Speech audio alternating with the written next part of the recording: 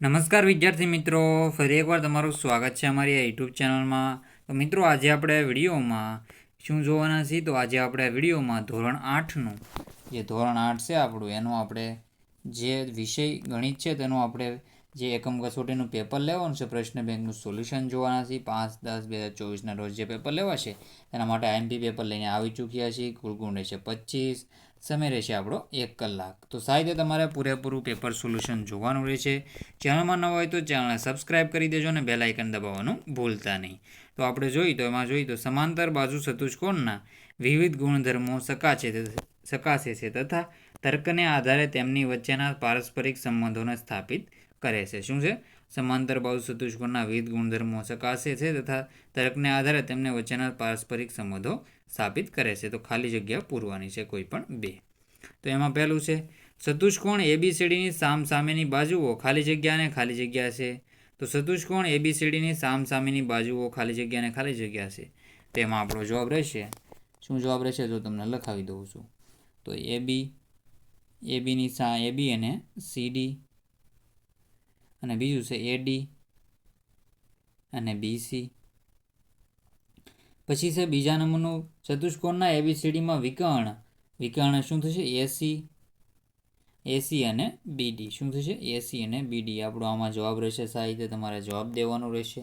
એસી અને બીડી છે એના વિકર્ણ રહેશે. આવી રીતે હોય ચતુષ્કોણ, તો આવી રીતે એ બી સી અને ડી, તો આવી રીતે બીડી ને આવી રીતે વિકર્ણ રહેતા હોય છે. તો સાહિત્ય આવી રીતે તમારે જવાબ કરી લેવો.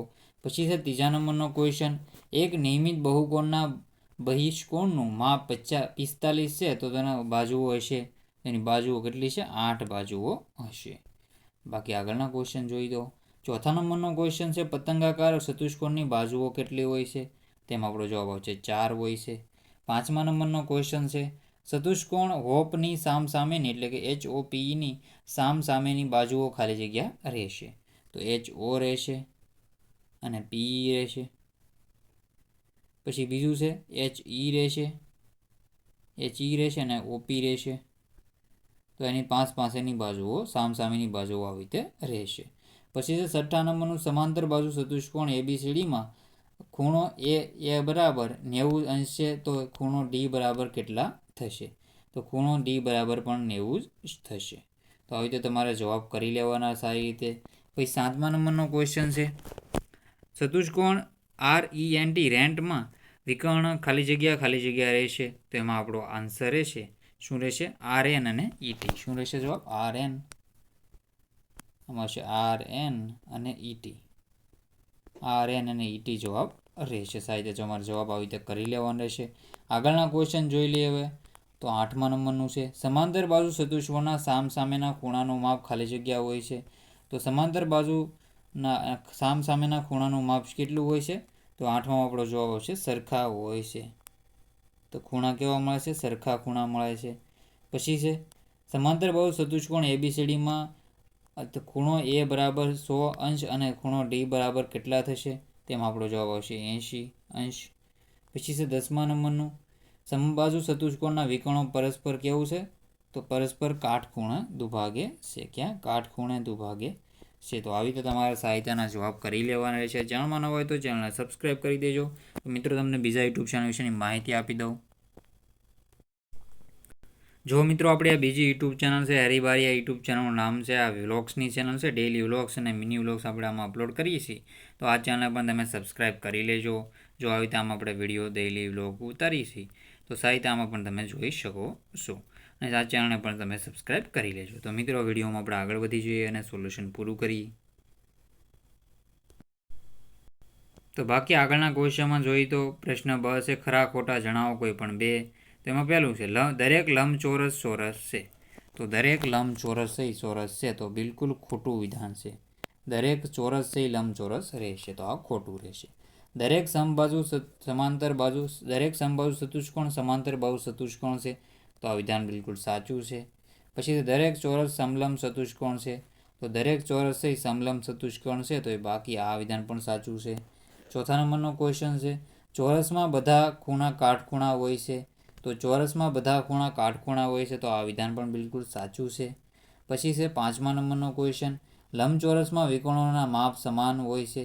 તો લંબચોરસમાં વિકર્ણોના માપ સમાન હોય છે તો આ વિધાન કેવું છે? આ વિધાન રહેશે, આ વિધાન પણ સાચું રહેશે. પછી દરેક ચોરસ સમાંતર બાજુ ચતુષ્કોણ નથી.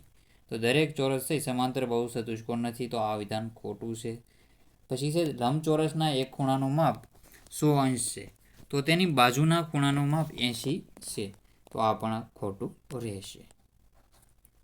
સમાંતર બાજુ ચતુષ્કોણના સામસામેના ખૂણા સમાન હોય છે, તો આ વિધાન બિલકુલ સાચું છે. કેવું છે? આ વિધાન બિલકુલ સાચું છે. પછી છે સમલંબ ચતુષ્કોણમાં સામસામેની બાજુની એક જોડ સમાંતર છે હોય છે, તો આ વિધાન બિલકુલ સાચું છે. ચોરસના વિકર્ણો એકબીજાને કાટખૂણે દુભાગે છે, તો આ વિધાન પણ બિલકુલ સાચું રહેશે. તો આવી રીતે તમારા સાહિત્યના જવાબ દેવાના રહેશે. અને ચેનલમાં નવા હોય તો ચેનલને સબસ્ક્રાઈબ કરવાનું ભૂલતા નહીં. બાકી દાખલા ગણોમાં કોઈ પણ એક છે તો આમાં દાખલા આપણે ગણી નાખીએ. ચતુષ્કોણના 3 ખૂણાનું માપ અનુક્રમે 90, 50 અને 110 છે, તો ચોથા ખૂણાનું માપ મેળવો. તો ચોથા ખૂણાનું માપ શું થશે?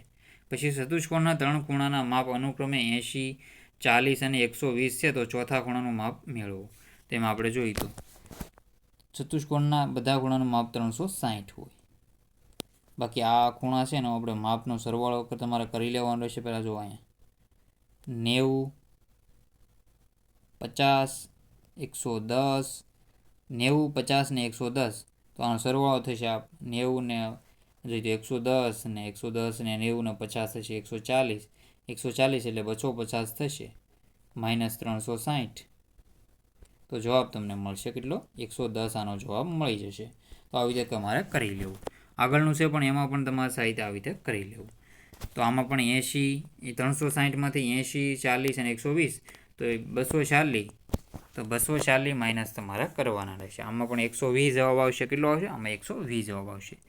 પછી છે ચતુષ્કોણ ABCDમાં સામસામેની 5 પાસેની જોડ લખો. એક નિયમિત બહુકોણના બહિષ્કોણનું માપ 45 અંશ હોય તો બાજુને માપના ખૂણા શોધો. તો બાકી તમે સાહિત્ય જોઈ લેવા. આના પણ જવાબ તમે પુસ્તકમાંથી મળી જશે. આ પણ જુઓ, હાર્દિકે ધોરણ 7ના એકમ કસોટી મેળવેલ ગુણ આપેલા સ્તંભ આલેખમાં દોરવાના છે. તમારે સ્તંભ આલેખ સાહિત્ય દોરી નાખવાનો છે. આવી રીતે સ્તંભ આલેખ દોરીને એમાં અંક દર્શાવી દેવા. આ બાજુ આ 20 સુધી આપણે દર્શાવવું. 10 છે, 15 એમ 1 થી 20 તમે લખીને 20, આવી રીતે 22, આવી રીતે અહીંયા 22, આવી રીતે અહીં 15, એવી રીતે દર્શાવી દેવાનું રહેશે. તો સાહિત્ય તમે દર્શાવી દેજો. બાકી આને પણ આવી સાહિત્ય જોઈ લેજો. બધાને આવી રીતે તમારે દર્શાવી દેવા. તો આવું પૂછાઈ શકે તમારે. પછી છે આ છે મિત્રો યોગ્ય વિકલ્પથી ખાલી જગ્યા પૂરો.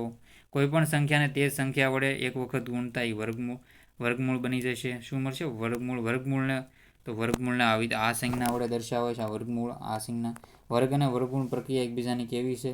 તો વર્ગ અને વર્ગમૂળ એકબીજાની કેવી છે તમારે જણાવવાનું રહેશે. સોરી, અહીંયા વર્ગમૂળની આ થશે, અહીંયા વર્ગ થશે અને અહીંયા થશે આ વર્ગમૂળ. પૂર્ણવર્ગ સંખ્યાને છેલ્લે આવેલ શૂન્ય હંમેશા સંખ્યાના હોય છે. બધી જ પૂર્ણવર્ગી સંખ્યાનો એકમાંક ન હોય. તો આ બધાને તમારે સાહિત્ય આન્સર જોઈ લેવાના. વર્ગમૂળ શોધો તો વર્ગમૂળમાં આ છે 3નું છે, આ છે મિત્રો એ 5નું રહેશે, આ છે એ 9નું રહેશે, આ છે 11નું રહેશે, 100 છે એ તમારે 10, 121 1.1, પછી 144 1.44 તો 1.12 રહેશે. તો આના જવાબ તમારે સાહિત્ય કરી લેવાના રહેશે. અને ચેનલમાં ન હોય તો તમારી ચેનલને સબસ્ક્રાઈબ કરી દેજો. તો મિત્રો આ વિડીયોનો એન્ડ કરીએ છીએ. જય હિન્દ, જય ભારત.